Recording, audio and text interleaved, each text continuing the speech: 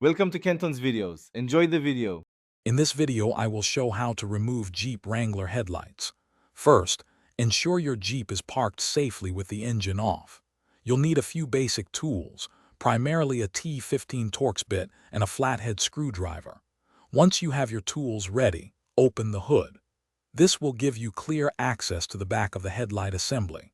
We'll start by addressing the grille, which needs to be partially moved to access the headlight retaining clips. Now let's get to the grille. You'll find 6 plastic retaining clips along the top edge.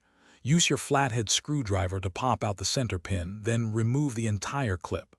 Once all 6 are out, you can gently pull the top of the grille forward, creating enough space to work. Next, focus on the headlight bezel. There are 4 T15 Torx screws securing it.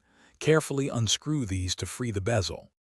With the bezel removed, you can now gently pull the entire headlight assembly straight out from its housing. Be mindful of the wiring connected to the back. Once you have enough slack, locate the main electrical connector. Give it a quarter turn counterclockwise, and it should detach easily. If you're replacing the bulb, twist the bulb itself counterclockwise to remove it from the housing. Now your headlight is fully removed.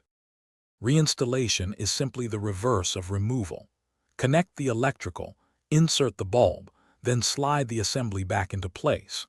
Secure the bezel with its 4 screws, and finally, reattach the grille with its 6 retaining clips.